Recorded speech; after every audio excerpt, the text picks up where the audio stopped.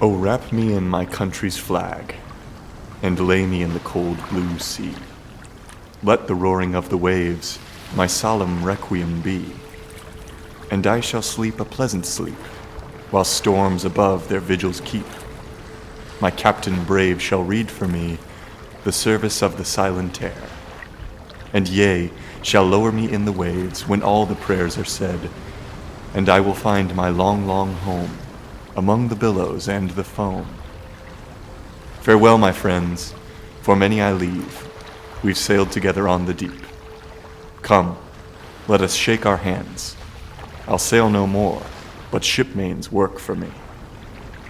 I'm bound above, my course is run. I near the port, my voyage is done.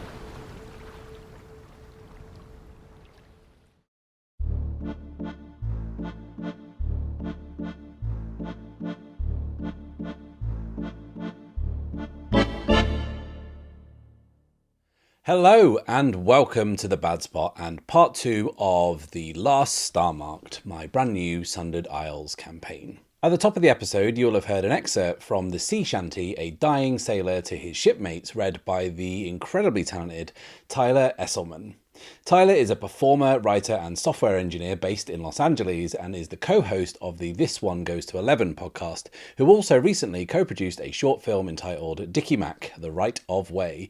Now, I can personally vouch for Tyler and the This One Goes to 11 podcast because they had me on as a guest earlier this year, and I can confirm that those guys do quite wonderful work. I'll throw a link to Tyler's stuff down in the description below, and whilst you're checking that out, why don't you leave a like, subscribe, and click the little bell icon so you can follow along with the campaign each and every week. These things are really important for supporting the channel and supporting what I do, and if you really want to support the channel, then why not check out the Bad Spot Patreon.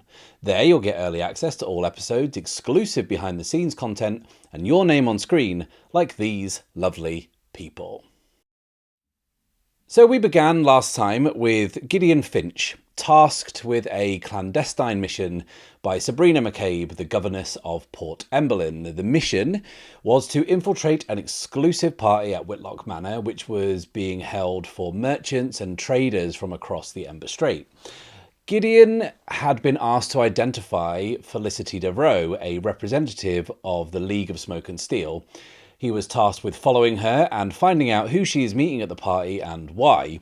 And after blending in relatively well, Gideon made the rather bold move of walking straight up to her and introducing himself. Now, before he can do too much damage by blowing his cover, two envoys from the Circle of Silent Hands arrive. They are a mysterious guild of artificers from the accursed settlement of Rotwood Mire.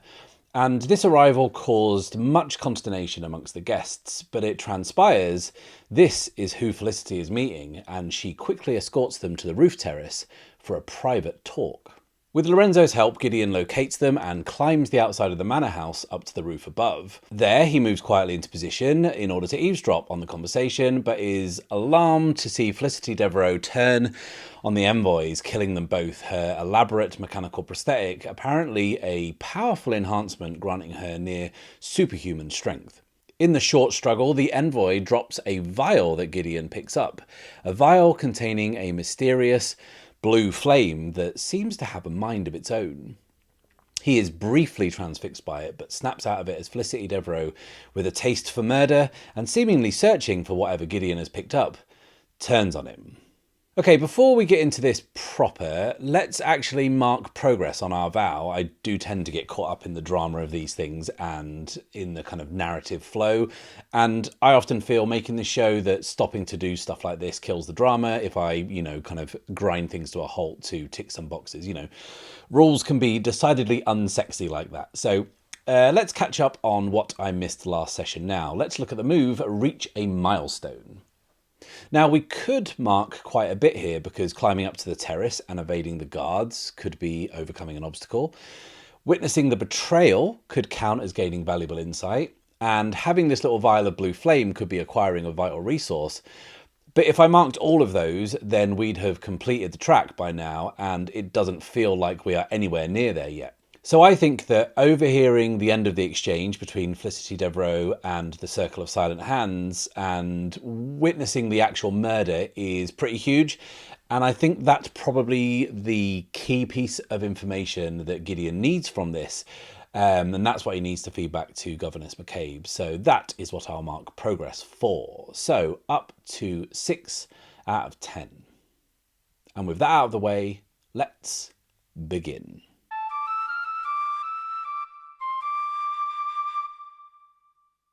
Gideon Finch is in a real fucking pickle right now, let's be honest.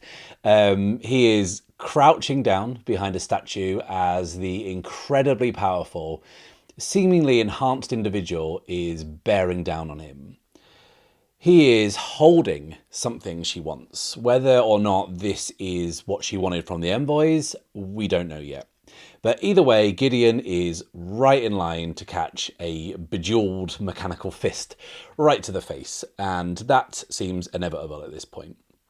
So if this is what is happening, if we're about to get into a fight, or at the very least, if we're going to have to fight our way out of this mess, then this is a move, and that move is Enter the Fray. Enter the Fray says, when you initiate combat or are forced into a fight, envision your objective and give it a rank. So our objective is just to escape, right? And for new viewers, combat encounters in Ironsworn games aren't just kind of enemies and hit points ticking down. We have a progress bar that we check off as we make headway against that objective. And we can choose to make it harder or easier depending on, what the narrative is. So our objective here is to escape Whitlock Manor. It's pretty straightforward.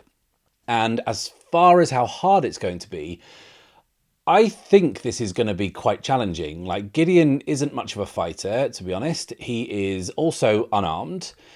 He is facing off against Felicity Devereaux, who has this powerful appendage, this bionic arm, it seems, that she just used to kill 2 people like it was nothing. Now, she is the main threat, but there are also guards up on the roof. I think I said last episode there were 4 guards. And given the fact that, they just represent Whitlock Manor or whatever, if in this instance they had to pick a side, I'm pretty sure it wouldn't be Gideon's, right? Because, they've all just seen what he's seen. And I think that all of these things coming together, all of these circumstances are kind of making a situation that I would describe as quite bad. So if fighting back isn't what we're doing here, and ultimately our objective is to escape, if that's the case, then the exit is on the ground floor and we are on the roof. And there is more security on every floor. So yeah, safe to say, with all of these things combined, this is going to be pretty difficult. So I'm going to give this the rank of formidable. So that means we'll be filling this track out 1 full box at a time, which it feels about right. Looking back at the move, we then have to see if we are in control. And we have, 5 options here. And we need to kind of figure out which one of these it's going to be to see which stat we're going to roll against. Okay, so looking at these, it's definitely not preparing to act against an unaware foe. We kind of blew that.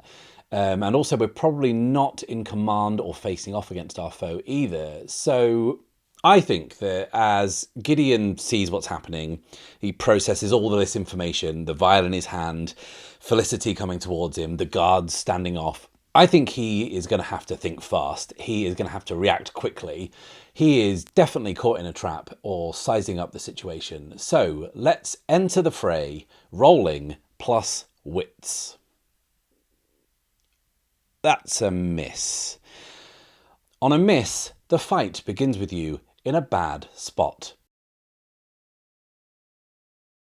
Well, that is just no good. But you know what? Sometimes with this game, it just feels right. I think this is our 3rd miss in a row.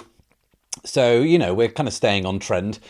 And also, I actually feel it would be narratively weird for Gideon to somehow suddenly be in a good position, So we've been on a slippery slope for a while, and it feels appropriate to keep on slipping. So let's envision this. So Felicity Devereaux moves in. Gideon's eyes flick back to the security guards, who have all sized up the situation and are now just standing back. They are unsure of what to do. They saw what Gideon just saw. They watched Felicity drop the apprentice in the envoy without her batting an eye. And whilst she is outnumbered, the guards are unsure, I would say, as to whether or not they want the same fate as the envoy and apprentice. And I think in this situation, they will absolutely follow her lead and side with her. So Gideon has no one coming to his aid. He must react.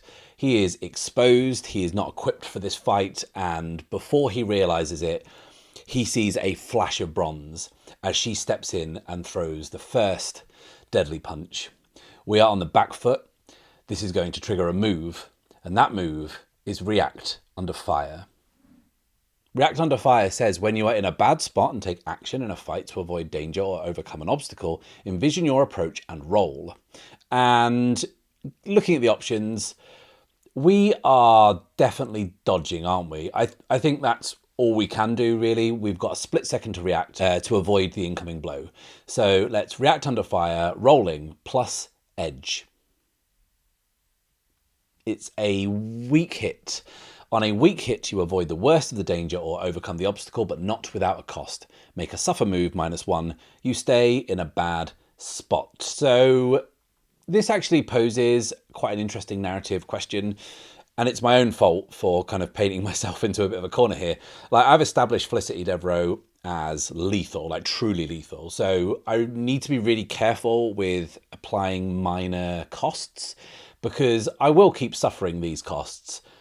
But I don't want to keep saying, oh, Felicity just kind of grazes Gideon or just catches him with this kind of lethal fist, because otherwise that would just become a bit silly. But yeah, also I don't really know why I'm sharing this. This is something for me to do, me to think. I'll cut this, it's fine. So I think it makes perfect sense for Gideon to take a bit of harm here. So let's do something that I always forget to do, or just never bother to do, before we envision it all. And let's make the move, Endure Harm. Endure Harm says, when you face physical injury, fatigue or illness, suffer -1 health for minor harm, -2 for serious harm, or -3 for major harm. If your health is 0, lose momentum equal to any remaining harm. So let's bump our health down to 4. But then there is a second part to this move, and this is the part that I always forget to do. It says, then if your health is 0 or you choose to resist the harm, roll plus health or plus iron, whichever is higher. And because this part of the move is optional, like, I never bother with it, or I always forget. But I'm not going to forget, because Gideon isn't really a fighter, and certainly not up close and personal anyway. So we need to use all of the tools at our disposal to gain whatever advantage we can. So let's make the move Endure Harm, and hopefully I'll show you what I mean. So let's do so, rolling plus health. That is a strong hit. There we go. The options say, on a strong hit, choose one. We can either shake it off. If you're not wounded, take +1 health, or we can embrace the pain and take +1 momentum. So let's apply the mechanics here first. I think Gideon is, and he lives a charmed life normally, right? That's part of his kind of character. It's part of his whole deal. So I think miraculously he is going to evade all harm, and I do actually have a good idea for this. So let's go back up to full health, back up to 5. Now, it was tempting to take the momentum there, but I think narratively it's more reflective of what I have in mind. And what I meant when I said earlier that making this move to Endure Harm was using all the tools at our disposal to our advantage is that in a combat encounter, any strong hit on any move will put you back in control. So you can be terrible at fighting, but you can still turn being punched to your advantage, which is like thematically really cool. And, I'm sure Gideon is of the work smarter, not harder mindset. So how does this go down? Well, I think that Felicity comes in hot, and like not in a fun, sexy way, in a kind of, I'm going to punch you into the middle of next March type way. And she takes a swing. And Gideon evades it just in time, kind of rolling past her. He's clinging onto this vial. And the punch that she threw has just taken a sizable chunk out of the statue that he was hiding behind, and she is already turning back, like looking at him. Now he's trying to get to his feet. Like, he rolled out of the way, and I think he ended up like next to the apprentice, you know, who's laying there, the kind of life snuffed out of them in a heartbeat, and Gideon is looking for anything with which to defend himself. And as Felicity moves in, he has this vial, and he kind of pockets it, like to give himself an extra hand. And he grabs the first thing. And that first thing is the big, creepy book that the apprentice was holding that I introduced last episode just for flavour. We'll call it Chekhov's book. And he picks it up. And just as Felicity comes in to throw her weight into the punch, just as he is getting to his feet, he thrusts out the book in front of him and kind of holds it there, and she slams her fist into it. And this book is so big and ancient, and these people were artificers, right? So maybe it has some, I don't know, enchanted properties, whatever, who knows. But it totally absorbs the blow. And that blow probably would have caved Gideon's sternum in, but instead he is just sent flying backwards, like still holding the book in front of him. And his flight through the air, like, is significant. He travels quite the distance. And the only thing that stops him is a guard, because he slams into this guard with his back and pins them against a statue. And the guard takes the full force of the impact and, like, is knocked out cold. And Gideon is fine. Like, he's like looking down at himself. He is fine. There is an unconscious guard behind him. There is a book in his hands that appears to have saved his life. And he still has the vial of magic fire in his pocket. So other than literally everything else about the situation he's in, like, it's actually looking all right. But we do need to do something. We caught a break here. With the strong hit on Endure Harm, we are back in control. We are one guard down out of 4, and we do have a little bit of distance between us and Felicity, so we need to take advantage of that. So Gideon firstly thanks his lucky stars and tries to think of a plan. And I think that the best plan that Gideon could enact here is one based on a bit of subterfuge, because in the past week or so, I have been thinking about kind of the environment in which this fight is going to take place, and kind of wondering how this scene is lit. Because obviously we said that there was a full moon illuminating this. Cinder was full with its kind of pale red light lighting things. But I also pictured this botanical garden being a slightly more kind of opulent environment somehow.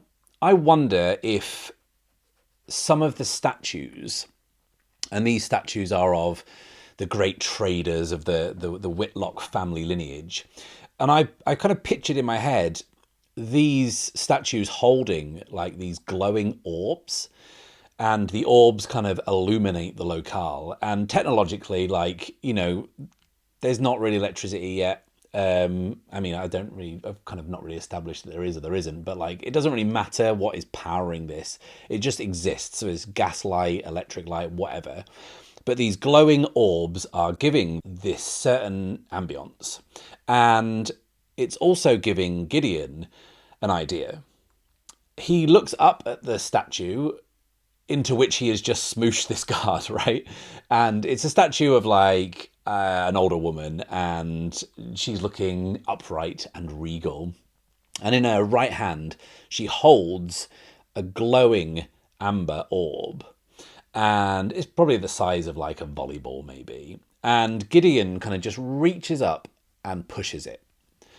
And without too much resistance, it falls to the ground and it smashes. And the light in the area kind of just dissipates quickly and plunges Gideon and the immediate vicinity into darkness. And he looks at the next statue along, and it's maybe about 10 meters away. And he reaches down and picks up a bit of rock, and he throws it. And this is going to be a move, and that move is Gain Ground. Gain Ground says when you are in control and take action in a fight to reinforce your position or move forward towards an objective, envision your approach and roll. And again, it gives us a bunch of options. And here, I think we are definitely hiding, preparing an ambush, or misdirecting. So this will be rolling plus shadow. So let's try and plunge the roof terrace into total darkness by gaining ground, rolling plus shadow. Okay, that is a weak hit.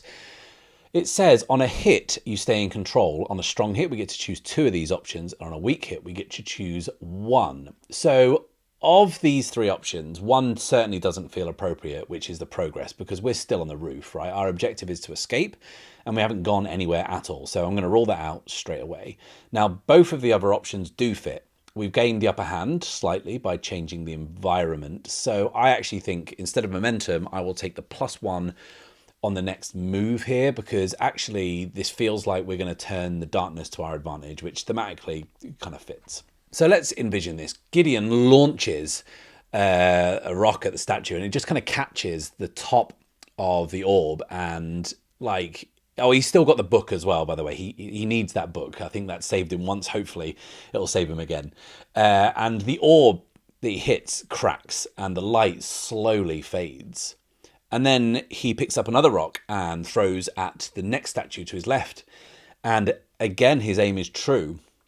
And then in the distance, across the rooftop, he can see Lorenzo silhouetted against the light, clambering over statues, rocking these little orbs loose, laughing as he does.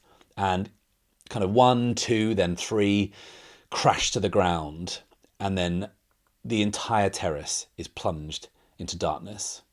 And the only light is seeping up through the skylight below and coming from Cinder's pale red glow above. And Gideon slips into the shadows. His eyes adjust quickly. He has got a very good idea of where Felicity is. He kind of literally was just near her, and he can hear like the whirring sounds of her arm. And he also hears her command the guards to fan out.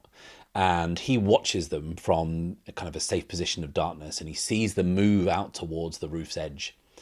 And from where he is now, he can see one of them coming around the corner, and he can see the guard is straining to see in the gloom. So Gideon has an advantage here. He has the drop on this guard. If he moves quickly, I think he can probably barge this guard over the railing, and I think that's what he's going to do. So as he sees the guard get within a couple of meters, he waits for them to turn their back. He holds the book in front of him and charges. And this will be a move, and that move is Strike. Strike says, when you are in control and assault a foe at close quarters, roll plus iron. When you attack at a distance, roll plus edge. So let's try and take this guard down. We are unarmed, save for a big creepy book, and that will have to do. So this is very much at close quarters, and we are truly dreadful at that. But we do have a +1, so let's strike rolling plus iron. That is a weak hit. On a weak hit, mark progress twice, but you expose yourself to danger. You are in a bad spot. That didn't last long. We're back in a bad spot, but we do get a bit of progress, and we get to do that twice. So let's mark that first. This is a formidable vow, so each time we mark progress, that's 1 full box. So doing that twice takes us up to 2 out of 10. So Gideon slams into this guard who didn't see it coming. Gideon's momentum and the weight of the book send the guard toppling over the railing and then down into the darkness below, where Gideon just kind of hopes they land softly in a hay bale, possibly. And he's a bit like, oh, sorry, my bad. He is a lover, not a fighter after all. And he feels bad that this poor guard is just doing their job. But anyway, we can't worry about that because we have exposed ourselves to danger, haven't we, by rolling a weak hit. And I think that maybe the commotion of doing this, the scream that the guard let out, has probably attracted another guard. And they will have Gideon banged to rights. And I think this other guard comes round and they're moving in. We're not in control, so we're in a bad spot. We must react to whatever they do rather than be proactive. So this guard comes into view. and can see Gideon perfectly silhouetted in the moonlight. And the guard raises their weapon, which is like a baton or a truncheon or something. So, yeah, I think a truncheon is more appropriate. And they come swinging at Gideon. And I think we're going to try and fight back here. And that's objectively a bad decision because we are bad at fighting. But it feels right for the narrative because other than dodging out of the way, we don't really have the time to do any of the other options that React Under Fire offer. So this is going to be a different move. This is going to be the move Clash. And Clash says, when you are in a bad spot and fight back against a foe at close quarters, roll plus iron. Or when you exchange fire at a distance, roll plus edge. And actually, that gives me an idea. Like, we are unarmed, but we do have a book. And I think we throw the book at this guard, right? As the guard charges at Gideon, I think Gideon panics and just heaves with all this might this giant book in their direction. So let's make the move Clash, rolling plus edge. That is a strong hit. I cannot personally believe that worked. On a strong hit, mark progress twice. You overwhelm your foe and are in control. So progress first, 2 more progress takes us up to 4 out of 10. And importantly, we are back in control, which is very, very important. So let's envision how this looks. Gideon just kind of yeets this tome into the onrushing guard's face, and it just knocks them the fuck out, right? They are down instantly, unmoving. Gideon's pretty sure he hasn't killed them, and he was also like, dang, that book is coming pretty handy. But I think also he can't waste time looking for the book in the dark, and also I don't know how more mileage I can get out of this book being the thing that gets Gideon out of trouble. So yeah, he starts to move quickly. Like, our objective, remember, is to escape. And he's going to have to try and get off the roof. So he moves quickly, quietly, carefully towards the middle of the roof terrace, because he knows that even though he went up the side of the building, like, there's got to be a door down, right? He could climb back down the outside, but he has also just pushed a guard off the roof, and that's not going to go unnoticed. So he thinks his best chance, and I agree, right? I think his best chance of escaping is to get off the roof and try and lose himself in the party and kind of slip out unnoticed. Like, he's guessing that given how secretive this rooftop meeting was, Felicity Devereaux isn't going to want to draw attention to herself either by causing a scene, so he figures out that this is his best chance. So he is moving between cover, kind of between these statues and planters and other bits of kind of garden stuff. And he's keeping an eye out for Felicity as well, but he can't see her. And he sees the door, and he sees that it's open, and kind of senses that this is his chance, right? So he's just going to make a run for it and hope he can get to the party. And I think that obviously navigating the party is going to be its own thing. But let's just, one step at a time, try and get off the roof first. So this is going to be a move. We're in control, so that move will be gain ground. Let's have a look again. We are still in control. Yep, we are taking action in a fight to reinforce our position or move towards an objective. And our approach is going to be, well, we're straight up fleeing, right? There's no 2 ways about it. We need to get back to the party and then try and slink out to avoid security. So let's make a run for the exit. Let's go. Let's gain ground, rolling, plus edge. So that's a miss.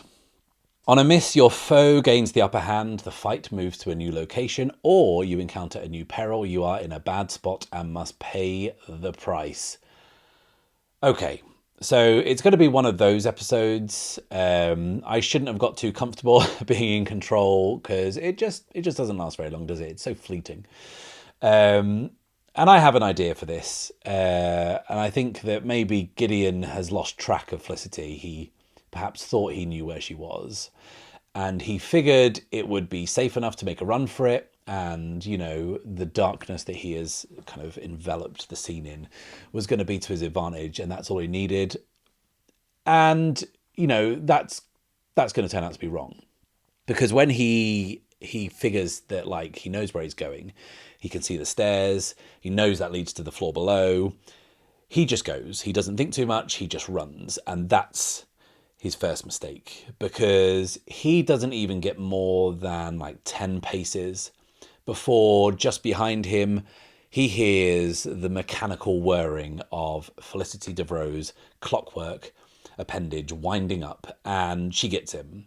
But I think I'll be charitable and say that it's not a blow that's incoming.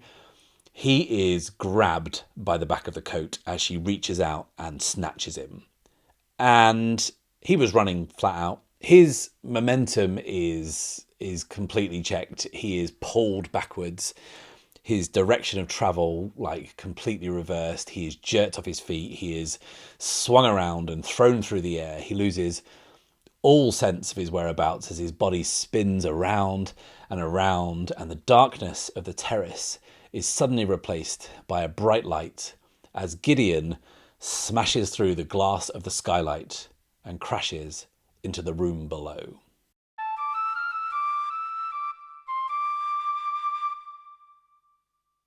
Well, at least we're off the roof, and I'm trying to look for positives, because that was pretty bad. And looking at the move and the consequences of a miss, it says, on a miss, your foe gains the upper hand, the fight moves to a new location, or you encounter a new peril. And this is all three of those things happening, right? Our foe has the upper hand in that they now know where we are. We're in a new location, and we are going to encounter a new peril.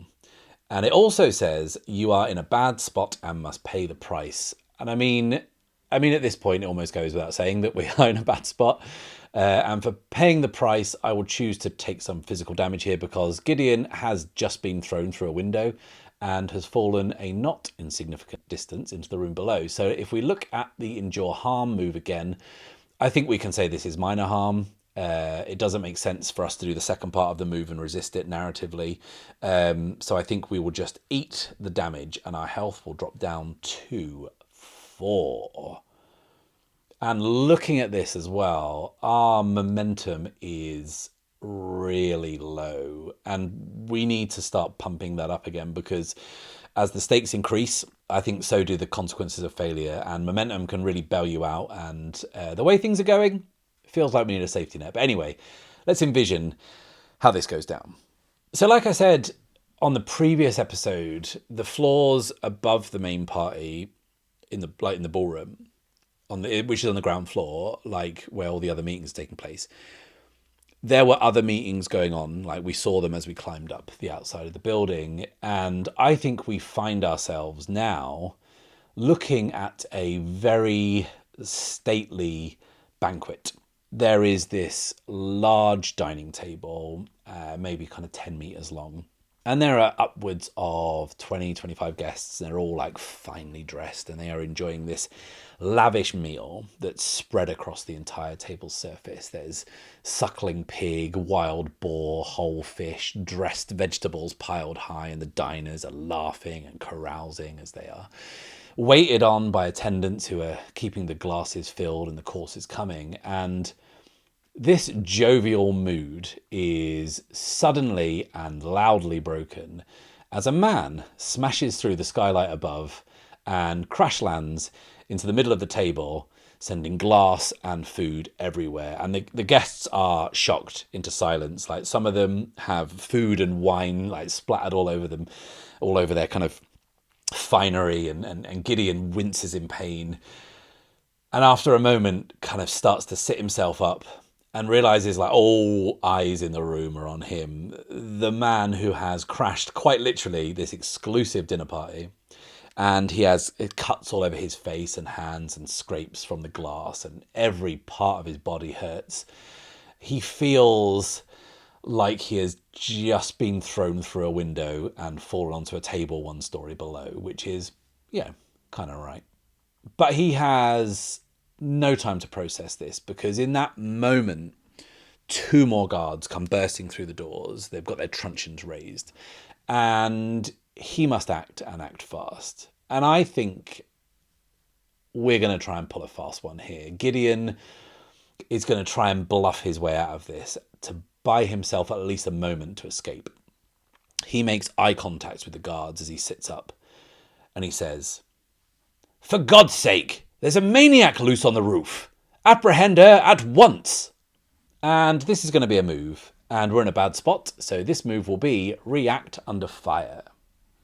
Now, looking at the move again, this is either going to be plus wits, as we are cleverly bypassing an obstacle, or we're going to be creating a distraction, so rolling plus shadow, because it's kind of deceit we're using. So I think we'll do it with shadow. Both stats are the same, so it will kind of give me no benefit, but I think it's better to do this way. And also we'll totally leverage our asset here. So let's lean into our scoundrel asset, which says when you make a move by lying, bluffing, stealing, or cheating, add +2. On a strong hit with the match, your deception creates an unexpected opportunity. Take the value of your shadow as plus momentum. So this is obviously a bluff. So let's see if the guards go for it. Let's react under fire, rolling plus shadow. A strong hit. Man, the scoundrel asset and that +2 is really, really strong. So if you can act like a deceitful little shit, then yeah, your quid's in. And I hope one day we will roll a match on that too, because that extra bonus is really sweet. Anyway, on a strong hit, you succeed and are in control. Take +1 momentum, so up to 4. Finally, does this bit of momentum signify a shift in our fortunes, perhaps? I'm not gonna count my chickens, seeing as how it's gone so far. I won't bet on it. So Gideon has succeeded in convincing the guards to head up to the roof, and they do so without hesitation. They just buy it, hook, line, and sinker. And as they exit, like towards the stairs, Gideon rolls off the table and tries to style it out. Right, he kind of brushes his coat down and kind of fixes his hair and, picks bits of food like off him. And I think because we used our scoundrel asset, I don't think he can resist playing this up a little. I think that at the head of the table, there is this older woman, and she is just kind of frozen in shock at what's just happened. And I think as Gideon passes her, he takes the drink out of her hand, this kind of goblet of wine or whatever, and he just knocks it back in one, and he puts it back in her hand, and he just kind of winks, because he's Gideon, right? And then with that, he slips out of the door, and as the dinner party guests are processing this, like Lorenzo comes through as well, lands on the table, and follows Gideon. And as he does, like, he's just like taking bits of food off people's plates, and I think as he scampers off the table, he's kind of holding this fork with a bit of sausage on the end of it that he's just grabbed off someone. He's kind of cackling as he runs away, and we are out into the kind of hallway. We are on the top floor. There is a floor below, which is the floor where we met Felicity originally. That's the upper level of the ballroom. And then below that is the kind of the ballroom and the exit. That's where we need to get to. And as Gideon emerges from the banquet room into this hallway, I think he sees the guards like disappearing, the ones he just convinced to leave, but then more follow. They've obviously got word that there's something going down. And he watches them pass, and he once again kind of like fixes his appearance, straightens his collar, and he strides confidently down the stairs that lead to the next floor. And this is going to be a move. We are in control, aren't we? Because we've got a strong hit. So let's make the move gain ground, because we are trying to push on and escape here. And this will be with Shadow, I think. I think he's going to try and act cool, even though he's covered in glass and cuts and food and God knows what else. He's like trying to just like hide in plain sight. So let's gain ground, rolling plus shadow. That is a weak hit. We are making some really poor gain ground rolls in this episode. It says on a hit, you stay in control. On a strong hit, we get to choose 2. And on a weak hit, once again, we choose 1. So we can only choose 1. And given what I said earlier, like, I think we're going to have to take the momentum, because we are in such a momentum deficit. Like last episode, I feel like we were drowning in it, but yeah, we need a bit of a break here. So let's bump our momentum up to 6. even though we're still in control, we did roll a weak hit, and I would like to play into the spirit of that and add a little something back into the mix. We haven't heard from Felicity for a while, so what I'm going to do is use this weak hit to ratchet the tension, I think. And to do that, because we don't know what she's up to, and I don't know either, I'm going to use an oracle. I'm going to use the combat action oracle, which is really great. And if you're new to playing Ironsworn games, I'd recommend running at least one combat encounter where you use this oracle like as much as you can. I've done it in home games, and I've done it where I've rolled every single time the enemy was kind of required to act.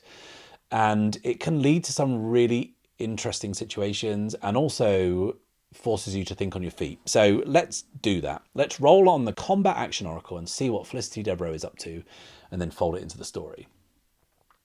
77 is reveal an unexpected ability or weapon.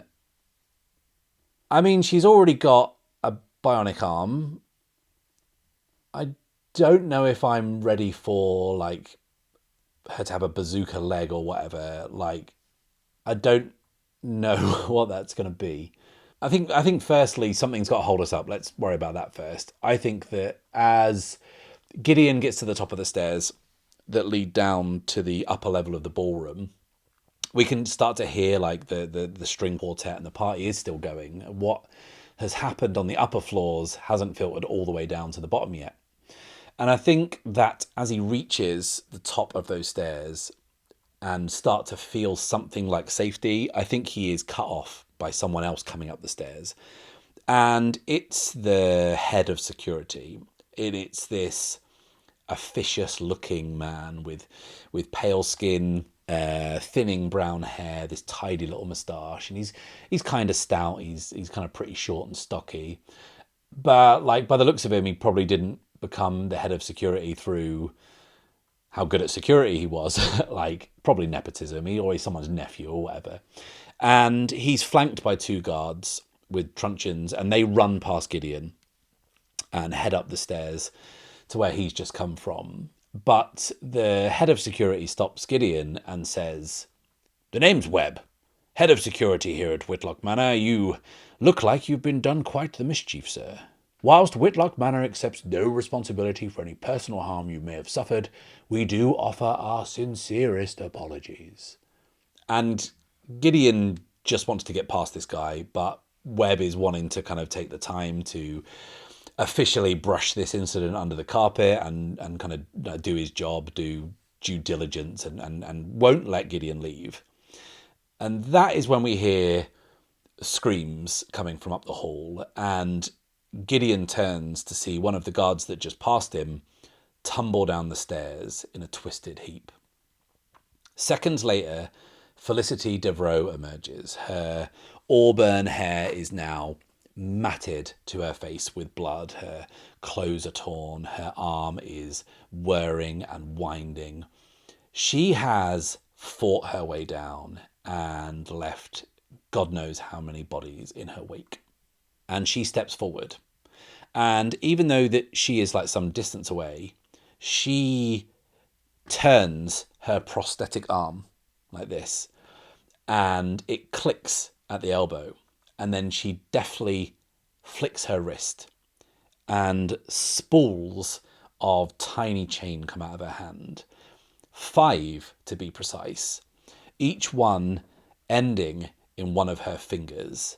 And it has transformed her arm into this kind of flail. And she whips it towards Gideon. And Gideon just like leans out of the way. And the head of security takes the full force of the flail, and it scrapes these 5 bloody gashes down the front of his kind of pale blue uniform. And then she winds up for another swing. But it's kind of slow, and it's less precise. And I think because Gideon is in control, he's going to have to try and do something here. And I think like kind of coming round the corner, about to walk into this crossfire, is a waiter. They're kind of not looking what they're doing, and they're gonna kind of turn this corner blind and be, you know, shredded. but they're carrying a tray of drinks. And I think Gideon grabs the tray and he's going to launch it at Felicity Devereaux, because remember, like, she's not the Winter Soldier. Like, she's not superhuman. She just has this incredibly powerful weapon, this incredibly powerful arm. But if we can hit her, then she bleeds like everyone else. So let's make a move. And this move is Strike, which says, when you are in control and assault a foe at close quarters, roll plus iron. When you attack at a distance, roll plus edge. Now, first we threw a book. Now it's a drinks tray. Let it not be said that Gideon is not a veritable weapons master. That should be an asset, I think, in this game, this like an improvised weapons master. So let's make the move Strike. We are attacking at a distance. Let's roll plus edge. I swear to fucking God. That is a miss. On a miss, the fight turns against you. You are in a bad spot and must pay the price. Do you know what? It's time to activate the monkey. This feels like a perfect moment for Lorenzo to step in and cause some chaos. So let's take a look at the monkey asset, which says your monkey companion finds its own trouble once per situation. When you score a miss, you may envision the cost as the monkey causing mischief or getting into danger. If you do, roll plus its health. So let's do that. Lorenzo is at full health. So let's roll plus monkey. That there is a strong hit. On a strong hit, the monkey unwittingly turns the situation to your favour. Take +2 momentum. Thank you, Lorenzo. Let's mark the momentum first. That is a big shift. We are now up to 8, which is more like it. And also, it's a strong hit, and any strong hit in combat puts you back in control. So let's envision this scene. So Gideon's aim with the tray is way off. Like, it goes sailing harmlessly past Felicity Devereaux's head, like not even close, and it disappears down the hallway with a clank. And as Felicity raises her arm back with this deadly flail and the kind of chains behind it, she's ready for another lethal swipe. Gideon knows, like, he's cooked, right? He is a sitting duck. Like, why didn't he just run? And it doesn't matter now. But as she goes to pull her arm down and bring the tangle of chains to follow, she finds her arm locked. And she tries to bring it down again, but it just won't budge. And that is when Gideon sees Lorenzo's cheeky little head appear on her shoulder. And Lorenzo is laughing maniacally, and he is jamming that fork like into the gears of the mechanical arm, like where it meets at her shoulder. And these tiny little intricate pistons that we've seen working are just kind of glitching out. And as Felicity is kind of noticing Lorenzo and she tries to shake him off, like, he falls to the floor. And he grabs a couple of the chains that are hanging down and he starts weaving them through Felicity's legs and kind of turning around her. And then he kind of moves towards a table that's at the side of the hallway and kind of wraps those chains round the legs. So even if Felicity can kind of get her arm going again, she is also going to have to untangle herself. And realizing that she's stuck, she locks eyes with Gideon. And Gideon can't resist and just salutes her. And also I think Lorenzo does as well. And then the two of them run down the stairs. And I think the place is now swarming with security. There's no way that Gideon is getting out through the ballroom. He reaches the upper level where he first met Felicity, like half an hour ago? This has moved very quickly. And he starts to move down where the balustrade is. And there is this sash, this decorative sash that kind of hangs between the railings, kind of like bunting, but more just like a continuous ream of fabric. And conveniently for us, it runs the length of the balustrade, and Gideon is like pulling it loose and he's gathering it up in his arms. And then he runs, and he is pushing people out of the way as he does. And Lorenzo is on all fours, scampering alongside him.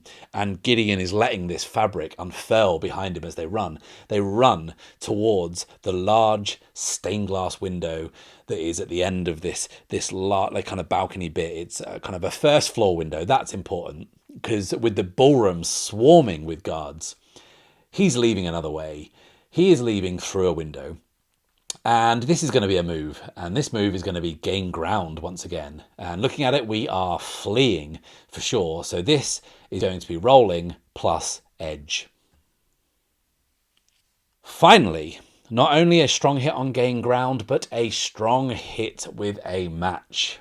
On a hit, you stay in control. On a strong hit, choose 2. So with the options, our momentum is already at 8, tempting as it is to max it out and have a pretty much an auto get out of jail free card. I think we'll take the other 2. We'll take +1 on the next move and also mark progress, because we're actually out of the mana now, which is something. We're going to be pursued for sure, but we're outside, and that counts for something. So our progress is now up to 5 out of 10. So Gideon screams and closes his eyes, and he launches himself through the glass, and it all kind of goes in slow motion as he sails through the air. The glass is kind of glittering around him like tiny silver stars in the moonlight, and the sash is unfurling behind him as he starts to fall, and he looks and sees Lorenzo just kind of flailing his little monkey arms as he falls as well. And then the sash goes taut, and it pulls Gideon to an immediate stop. He opens his eyes, and he tries to kind of figure out where he is, and he finds himself hanging in midair outside the grand entrance to the manor. And as he kind of slowly turns around as he hangs there, he sees 2 guards standing on either side of the door. And on one side of the door, there is this long table.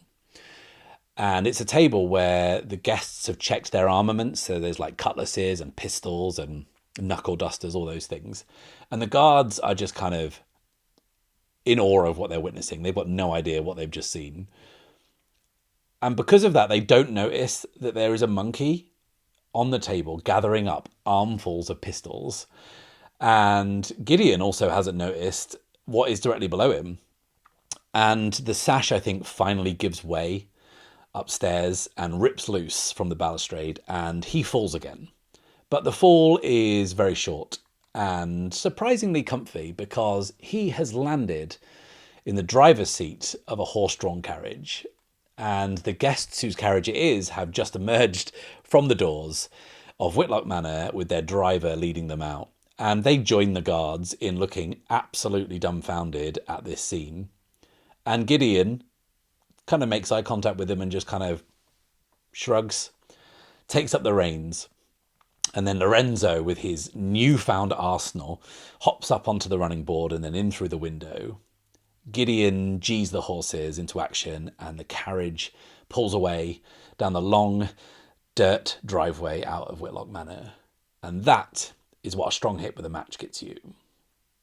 And he feels pretty good. Despite having been through 2 glass windows in the last 5 minutes, and only one of them by choice. But as they approach the big wrought iron gates that lead the way into Whitlock Manor, he checks back, and he sees that they are being followed. Firstly, by a kind of dark blue security wagon, which is pulling away as guards are piling into it.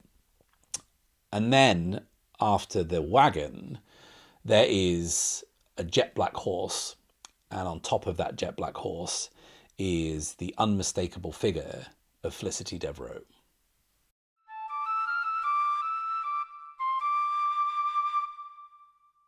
So we've got a problem, and it's a relatively big problem. We may have a head start, but we are being trailed by 2 parties who are both after Gideon. We are just about to leave the grounds of Whitlock Manor, but this isn't over, and it won't be considered over until we are free of our pursuers. So Gideon is in the driver's seat, and Lorenzo appears in the roof hatch, and Gideon looks down at his impish little companion, seeing him with this kind of bundle of pistols. And let's just establish a bit of geography. Like, Whitlock Manor is up in the hills above Port Emberlin. That we established that. But I think we need to establish that the two locations, Whitlock Manor and Port Emberlin, are connected by a series of winding dirt and cobbled roads. And along the route, there are a few kind of buildings like inns and coach houses or whatever. And the distance is a few kilometres. And I think that just for cinematics, whilst there would be no streetlights, I think that because there's an event on at the manor house, I think there is these big kind of open braziers that have been lit to light the way. And I think that that's going to kind of clearly mark our route for us. And Gideon's plan has to be, because I mean, he can escape, but where's he going? Like, he has to get to Port Emberlin, and I think he has to get back to the safety of custody, I guess. I think under Governess McCabe's protection. And that's if she doesn't double cross him. Like, he would make a great patsy in this situation. I don't know what for, but he is certainly disposable. He's a prisoner who's been sent on a mission, like a kind of Dirty Dozen type thing. But I think he's been told to meet with either the governess or at least a representative of the governess in the centre of Port Emberlin, like the Central Plaza or whatever administrative building there is, the courthouse, or the law courts or whatever. That is where Gideon is going. But we have company, and like I said, we have to deal with that. So Gideon's wagon is pulled by two horses, kind of mottled grey horses, and it is careening out of Whitlock Manor at high speed, and it kind of joins these winding roads that lead down to the port. And he checks back to see the dark blue security wagon is gaining, right? And these are private security. They won't just apprehend him and take him to the governess. They are going to haul him back to the manor, right? And he will face whatever justice is up there. So, that isn't good. He's going to have to give him the slip. So he sees that the security wagon has a driver, and it also has someone riding shotgun, and the guard riding shotgun has a shotgun, or like whatever, like the equivalent is, like a blunderbuss or something. And Gideon instantly knows in that moment that if they get within range and if they get a shot off, then Gideon is going to be shredded, right? He also doesn't know how many more guards are inside. At the moment, he can't see Felicity because the corners are kind of tight. It's easy to lose sight, but he's also got to keep his eye on the road, right? But she can't be too far behind. He's going to have to at least slow the security van down and try and lose them or whatever. But I don't know, like, losing them is going to be difficult because it's one road, right? So I think we're going to have to use Lorenzo's pistols and like take out the driver maybe, or like at least like wing the driver to kind of slow them down, because Gideon isn't in the business of killing people. But I think slowing them down would at least give them an edge in the chase. So this is going to be a move, and once again it's strike. And we are finally attacking with an actual weapon, which makes a change. We are at a distance, so let's strike, rolling plus edge. A weak hit. Even with the +1 we had from our gain ground, it's still only a weak hit. Fine. Okay, on a weak hit, mark progress twice, but you expose yourself to danger. You are in a bad spot. Progress goes up to 7 out of 10, and I think that feels significant. Like, I feel like going up to 7 means that we are taking the security wagon out of this chase, I think. But because it's going to expose us to danger, like, I think we know what that's going to be, right? So, like, Gideon, like, fires a shot off, but he's also driving, so it's like, it's a blind shot. He's not aiming at all. Lorenzo has handed him the first pistol, he's cocked it, and just bang, shot, and it whizzes by harmlessly. It's not even functioning as a warning shot. He drops that pistol, and he grabs the next, but, like, the roads are perilous. The corners are tight. He's having to keep one eye on the road, and the next shot, he can only half looks, and he shoots, and it hits the side of the carriage. But it doesn't do anything to slow or deter the pursuers. Now, he grabs one last pistol, and as he's been trying to do two things, the security wagon has gained significantly, so much so that the guard riding shotgun with the blunderbuss is now moving into range and is readying to take what will be a very deadly shot. Gideon takes a third pistol and doesn't even look back. He just holds it vaguely in the direction of the wagon and pulls the trigger. And the shot hits, but not the driver, not the guard who's riding shotgun, but it hits the harness of one of the horses and it pings away. And the horse obviously reacts suddenly and swerves to the right, but the turn that the driver is about to steer into is to the left. And the two horses pulling the cart part ways. And the driver tries to correct, but they are going way too fast. And the remaining horse pulls up and they suddenly halt. And that kind of brings the carriage round to face the wrong way. And Gideon looks back to see this happen. And he sees the wagon swinging round and sees the driver and the guard riding shotgun just thrown from the top of the carriage into some bushes at the roadside. And Gideon can't believe that worked. And he finally feels like he's caught a break. He finally feels like he's getting somewhere, but that is short-lived, as rounding the now immobile security wagon with her horse parting the guards that have spilled out onto the road is Felicity Devereaux. She is on her black horse, gaining ground at an extraordinary rate. Within seconds, she is level with them. And as Gideon reaches back for another pistol, he can hear what he knows is Felicity's arm clamping onto the side of the carriage. He sees her horse pull in front of them on its own, and before he knows it, she is aboard and taking a swing at him. We're in a bad spot. We need to do something. I don't think fighting back is the answer, given how fast this is all happening, so we need to just react, and we need to make the move, react under fire. And I think Gideon is going to try and turn the carriage, like turn sharply to throw her off the top.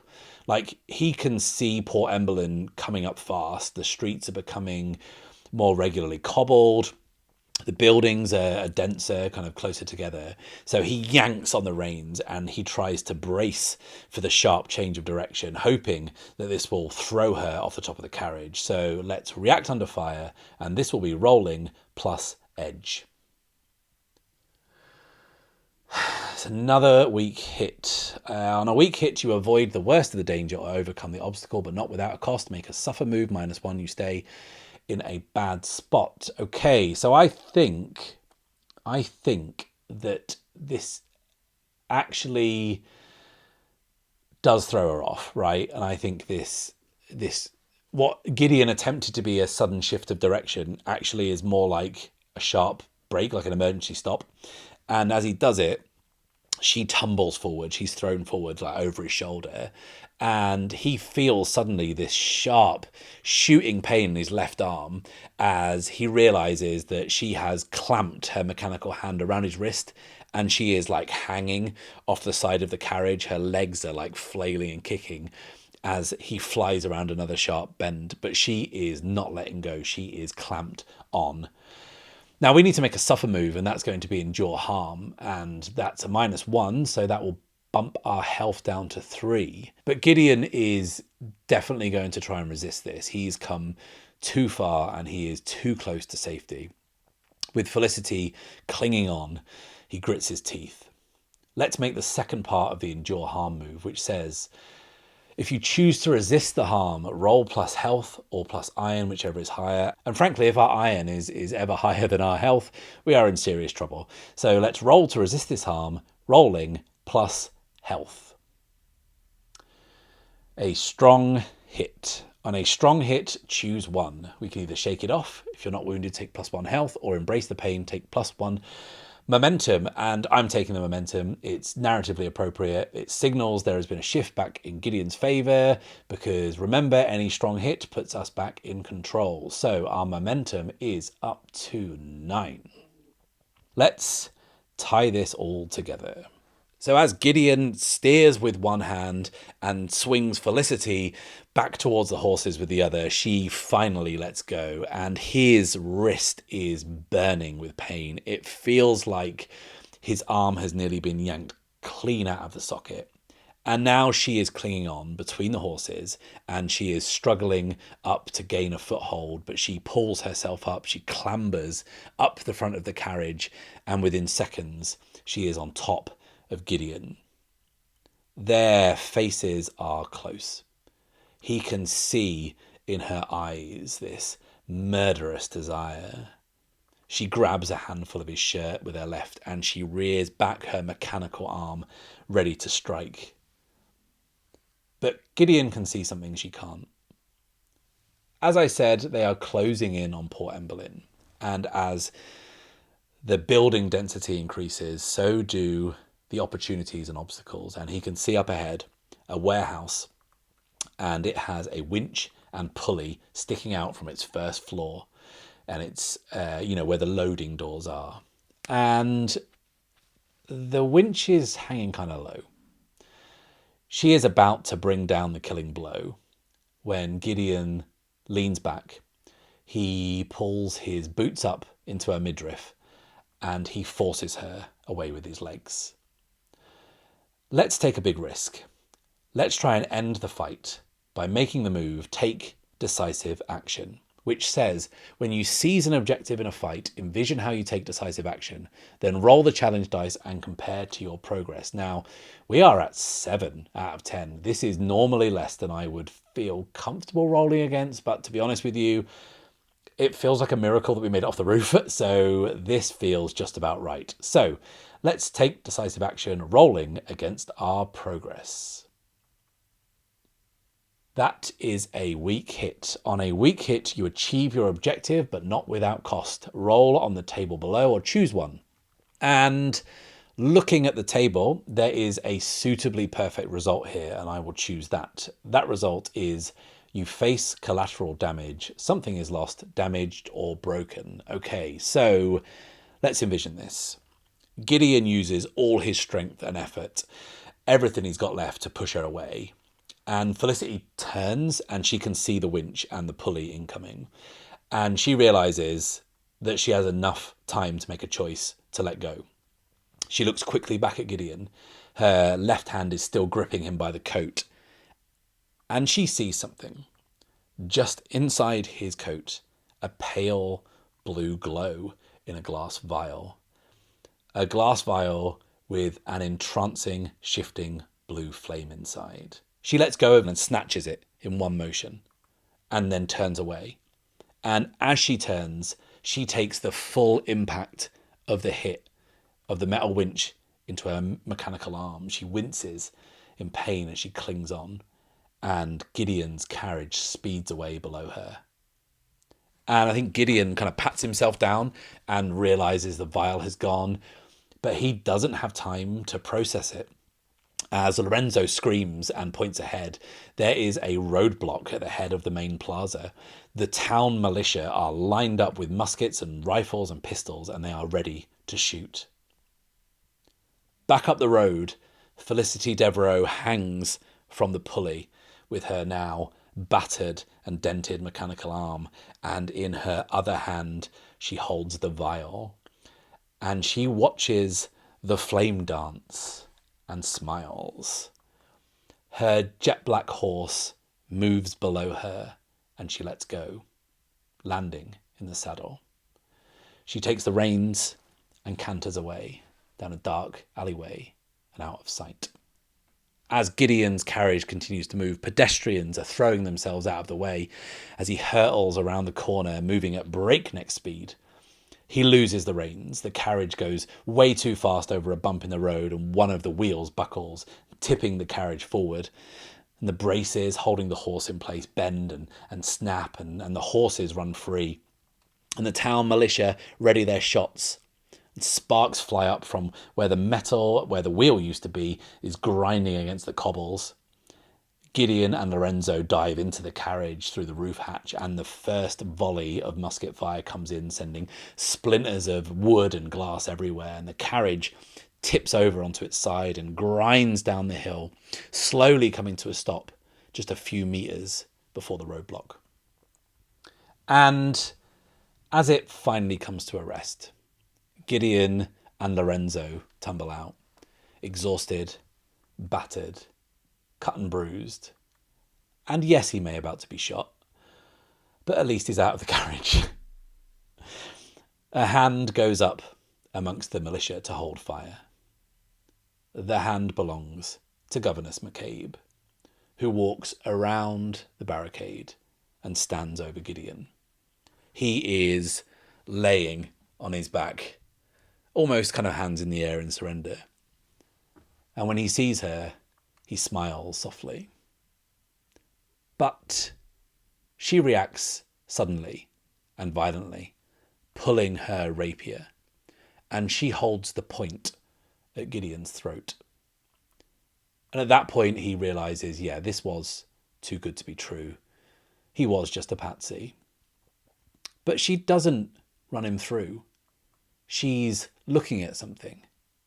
And she moves the point of her rapier from Gideon's throat to his left wrist, where Felicity Devereaux's iron grip has torn away the bandage he normally keeps there. McCabe uses the point of her rapier to cut away the last of the remaining wrapping, exposing a curious tattoo. A tattoo etched in phosphorescent ink. Ink that appears to be glowing in the moonlight. And the governess says, "Well, this is an unexpected development." Thank you a million times. Thank you for watching. Please like this video, subscribe if you've not done so already, and click the little bell icon so you can be notified the moment the next video drops. I'll be back next time, but until then, it's farewell and safe passage.